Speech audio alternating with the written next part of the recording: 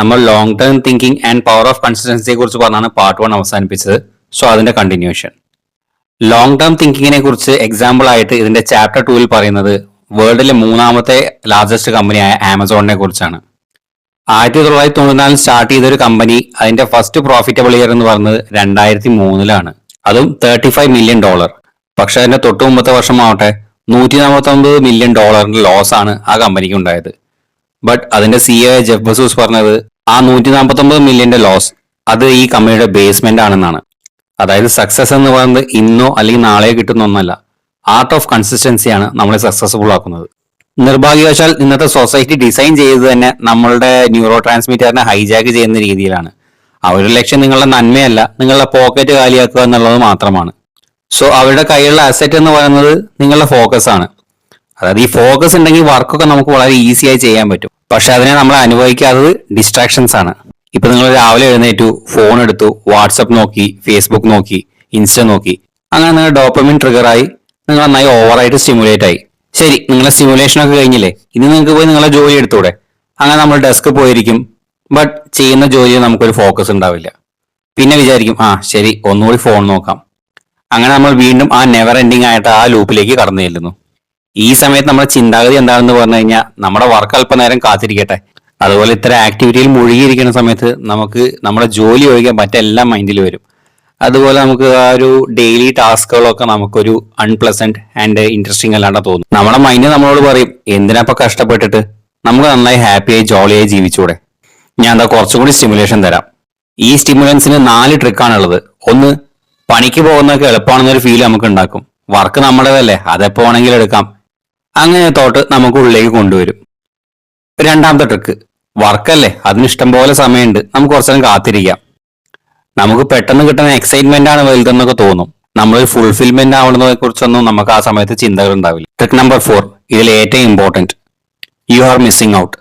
അതായത് നമ്മുടെ favourite YouTube റിവ്യൂവറിന്റെ ഒരു വീഡിയോ വന്നു, അല്ലെങ്കിൽ നമ്മുടെ ഫേവറേറ്റ് ആക്ടറിന്റെ പുതിയ പടത്തിന്റെ ടീസർ വന്നു. ഇതൊക്കെ പെട്ടെന്ന് തന്നെ കണ്ടില്ലെങ്കിൽ എന്തോ ഒരു മിസ്സിംഗ് ആയ പോലെ ഒരു ഫീൽ. ഈ വീഡിയോകളൊക്കെ എന്തായാലും യൂട്യൂബിൽ തന്നെ ഉണ്ടാവും. പക്ഷെ നമ്മുടെ തോട്ട് പ്രോസസ്സ് വേറെ ആയിരിക്കും. അതെന്തായാലും ഇപ്പൊ തന്നെ കാണണം. Chapter 3, benefits of detox. Scientifically പറയുകയാണെങ്കിൽ ഡോപ്പമിന്റെ അളവെന്ന് പറയുന്നതൊക്കെ എപ്പോഴും സെയിം ആണ്. ബട്ട് പുറമേയുള്ള എക്സ്റ്റേണൽ എൻവയറമെന്റ് അളവിലാണ് മാറ്റം വരുന്നത്. ഞാൻ പാർട്ട് 1 പറഞ്ഞ പോലെ നമ്മൾ മദ്യപിക്കുകയാണെങ്കിൽ ആദ്യത്തെ ഒരു പെഗ്, രണ്ടാമത്തെ ദിവസം രണ്ടാമത്തെ പെഗ്, അല്ലെങ്കിൽ നമ്മൾ യൂട്യൂബ് വീഡിയോ ആണെങ്കിൽ ആദ്യം ഒരു വീഡിയോ കണ്ടു, പിന്നീട് അതിന്റെ വേറൊരു വീഡിയോ കണ്ടു. സോ എക്സ്റ്റേണൽ ആയിട്ടുള്ള സംഭവങ്ങളിലാണ് അളവിൽ വ്യത്യാസം വരുന്നത്. നമ്മൾ ഡോപ്പമൈൻ ഡിറ്റോക്സ് നടത്തുകയാണെങ്കിൽ നമ്മൾ നല്ലോണം പ്രൊഡക്റ്റീവ് ആവും, നമ്മളുടെ ഫോക്കസ് വർദ്ധിക്കും, നമ്മുടെ മൈൻഡിന് ഒരു ഫ്രീനെസ് അല്ലെങ്കിൽ ഒരു കാംനെസ് ഫീൽ ആവും. ഈ പുസ്തകത്തിൽ 3 ടൈപ്പ് ഡോപ്പമൈൻ ഡിറ്റോക്സുകളാണ് പറഞ്ഞിട്ടുള്ളത്. ഒരു 48 അവർ കംപ്ലീറ്റ് ഡോപ്പമൈൻ ഡിറ്റോക്സ്, ഒരു 24 അവർ ഡോപ്പമൈൻ ഡിറ്റോക്സ്, പിന്നെ ഒരു partial dopamine detox. Part 4, 3 step method for A dopamine detox. ഇതിൽ ആദ്യത്തെ സ്റ്റെപ്പ് എന്ന് പറയുന്നത് ഐഡന്റിഫൈ യുവർ ബിഗർ ഡിസ്ട്രാക്ഷൻ. അതായത് നമ്മളുടെ ഏറ്റവും വലിയൊരു ഡിസ്ട്രാക്ഷൻ അതെന്താണെന്ന് കണ്ടുപിടിക്കുക. അതിനുവേണ്ടി നിങ്ങളൊരു പേനയും പേപ്പറും എടുത്ത് അതിൽ 2 കോളം എഴുതുക. ഒന്നിൽ ക്യാൻ, അടുത്തിൽ കാണ്ട്. ക്യാൻ എന്ന കോളത്തിൽ നിങ്ങൾ ചെയ്യേണ്ട കാര്യങ്ങൾ എഴുതുക. അതായത് പ്രൊഡക്റ്റീവായി നിങ്ങൾക്ക് ചെയ്യേണ്ട കാര്യങ്ങൾ, നിങ്ങളുടെ ജോലി അല്ലെങ്കിൽ ഒരു വർക്കൗട്ട്, എക്സസൈസ്, അങ്ങനെയുള്ള കാര്യങ്ങളൊക്കെ ക്യാനിൽ എഴുതുക. കാണ്ടിൽ നിങ്ങൾ അവോയ്ഡ് ചെയ്യേണ്ട കാര്യങ്ങൾ, അതായത് ഇൻസ്റ്റാ റീൽ കാണൽ, യൂട്യൂബിലെ വീഡിയോസ് കാണൽ, അങ്ങനത്തെ കാര്യങ്ങൾ അതിൽ രേഖപ്പെടുത്തുക. നിങ്ങൾ നിങ്ങളോട് തന്നെ ചോദിക്കുക, എന്റെ പ്രൊഡക്ടിവിറ്റി കൂട്ടാനും ഫോക്കസ് വർദ്ധിപ്പിക്കാനും ഞാൻ ഒഴിവാക്കേണ്ട കാര്യം എന്താണ്? ഈ ഒരു ചോദ്യം നിരന്തരം ചോദിച്ചുകൊണ്ടേയിരിക്കുക. അതിന് പല ആൻസറും കണ്ടെത്തിയതിനു ശേഷം അത് എഴുതി നിങ്ങൾ എപ്പോഴും കാണുന്ന ഒരു സ്ഥലത്ത് വെക്കുക. Second step, add friction. ഇപ്പോൾ സ്റ്റിമുലേഷൻ വന്നതിന് ശേഷം നിങ്ങൾ ചെയ്യുന്ന നിങ്ങളുടെ ആ വേണ്ടാത്ത ശീലം അത് കൂടുതൽ കഠിനമാക്കുക. അതായത് നിങ്ങൾ എപ്പോഴും ഫോൺ നോക്കുന്ന ഒരു വ്യക്തിയാണ്, നിങ്ങളുടെ ബെഡ്റൂം മേലത്തെ നിലയാണ്. നിങ്ങൾ എന്ത് ചെയ്യുക? ഫോൺ സൈലന്റ് ആക്കി താഴത്തെ ഏതെങ്കിലും റൂമിൽ വെച്ച് ക്ലോസ് ചെയ്യുക. പിന്നീട് ഈ ഫോൺ നോക്കണം എന്നൊരു സ്റ്റിമുലന്റ് നമുക്ക് വരുന്ന സമയത്ത് കാര്യങ്ങൾ ഒത്രയും ഹാർഡാക്കുകയാണെങ്കിൽ നമുക്ക് തൽക്കാലം അതിൽ നിന്ന് വിട്ടു നിൽക്കാനുള്ള ഒരു ടെൻഡൻസി വരും. ആൻഡ് മൂന്നാമത്തെ സ്റ്റെപ്പ്, ടേക്ക് നോട്ട്സ്. നമുക്കൊരു സ്റ്റിമുലേഷൻ വരുന്ന സമയത്ത് അത് എഴുതുക. നമ്മളൊരു പ്രശ്നം എഴുതുകയാണെങ്കിൽ നമുക്കൊരു ക്ലാരിറ്റിയും പ്രോബ്ലം സോൾവ് ചെയ്യാനുള്ള ഒരു സൊല്യൂഷനും കിട്ടും. Part 5, doing the work and overcoming procrastination.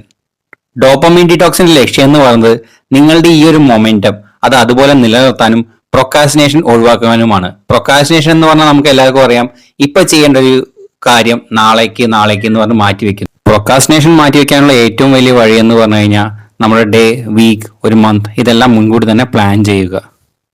അതുപോലെ നമ്മുടെ പ്രൊഡക്ടിവിറ്റി കൂട്ടാനുള്ള 3 കീസ് ആണുള്ളത്: ഫോക്കസ്, കൺസിസ്റ്റൻസി, ഇമ്പാക്ട്. ഫോക്കസ് എന്ന് പറയുമ്പോൾ നമ്മുടെ ഡിസ്ട്രാക്ഷൻസ് എല്ലാം അവോയ്ഡ് ചെയ്യുക, നല്ലൊരു കോൺസെൻട്രേഷൻ വെക്കുക, പിന്നെ പ്രൊക്രാസ്റ്റിനേഷനെ അവോയ്ഡ് ചെയ്യുക.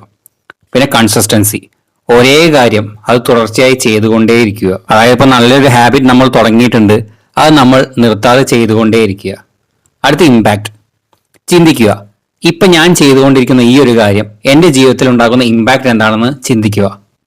അതിപ്പോൾ നെഗറ്റീവ് ആയാലും പോസിറ്റീവ് ആയാലും.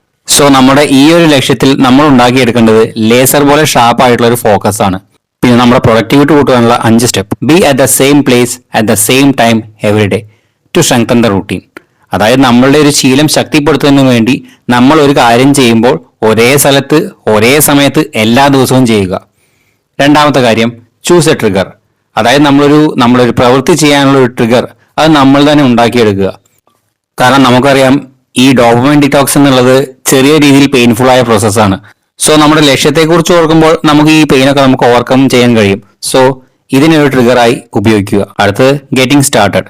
ഇപ്പൊ നിങ്ങൾ ഈ പുസ്തകം വായിച്ചത് കൊണ്ടോ അല്ലെങ്കിൽ ഡെയിലി ഒരു മോട്ടിവേഷണൽ വീഡിയോ യൂട്യൂബിൽ കണ്ടതുകൊണ്ടോ ഒന്നും നടക്കാൻ പോകുന്നില്ല, നിങ്ങൾ തുടങ്ങുന്നത് വരെ. അടുത്തത് എലിമിനേറ്റ് ഡിസ്ട്രാക്ഷൻസ്. നമ്മുടെ ശ്രദ്ധ തിരിക്കുന്ന എല്ലാ കാര്യങ്ങളും ഒഴിവാക്കുക. അടുത്തത് വർക്ക് വിത്തൗട്ട് ഇന്ററപ്ഷൻസ്. നമ്മളിപ്പോൾ ഒരു പുതിയൊരു കാര്യം പ്രവൃത്തി ചെയ്തുകൊണ്ടിരിക്കുകയാണ്, ഒരു 45 മിനിറ്റ് എങ്കിലും കണ്ടിന്യൂസ് ആയി ചെയ്യുക. ഒരു 5-10 മിനിറ്റ് ബ്രേക്ക് എടുക്കുക. സോ ഈ മേലെ പറഞ്ഞ 5 കാര്യങ്ങൾ ചെയ്യുകയാണെങ്കിൽ നിങ്ങൾക്ക് നല്ലൊരു പ്രൊഡക്ടിവിറ്റി കിട്ടും. ഇനി ഈ ചാപ്റ്ററിൽ പറയുന്ന വേറൊരു കാര്യമാണ് be aware of open system. കാരണം നമ്മൾക്ക് മുൻപുള്ളത് 2 സിസ്റ്റങ്ങളാണ്, ഒന്ന് ഓപ്പൺ സിസ്റ്റം, ക്ലോസ്ഡ് സിസ്റ്റം. ഡിസ്ട്രാക്ഷൻസിന് കടന്നു വരാൻ ഏറ്റവും എളുപ്പമുള്ള ഒരു സിസ്റ്റമാണ് ഓപ്പൺ സിസ്റ്റം. ഈ വീഡിയോയുടെ പാർട്ട് 1 ഞാൻ പറഞ്ഞിട്ടുണ്ടായിരുന്നു.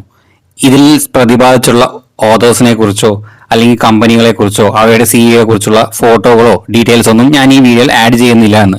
ഒരുപക്ഷെ ഇവരുടെ ഫോട്ടോ ഒക്കെ ആഡ് ചെയ്യുകയാണ് കുറച്ചുകൂടി അട്രാക്റ്റീവായി എന്നെ കൊണ്ട് ഈ വീഡിയോ ചെയ്യാൻ സാധിക്കും.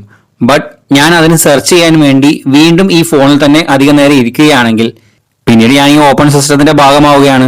പിന്നീട് ഞാൻ ഈ ലൂപ്പിലേക്ക് വീണ്ടും അകപ്പെടും.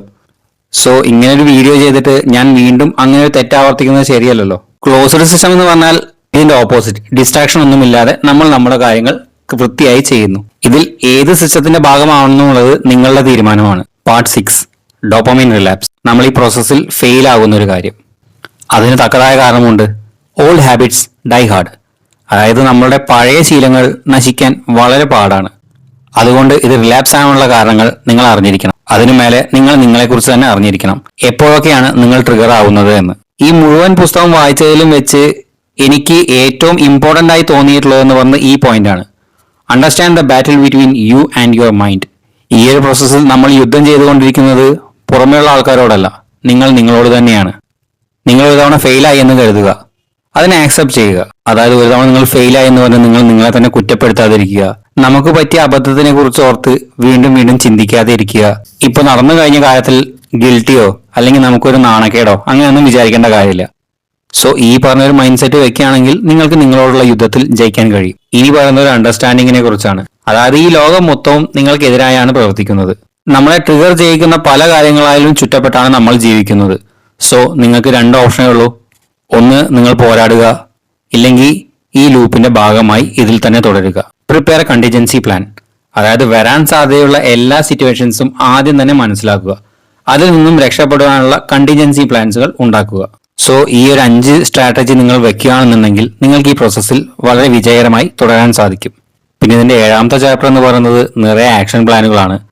ആ വർക്ക് ബുക്കിന്റെ PDF സൗജന്യമായി അവൈലബിൾ ആണ്.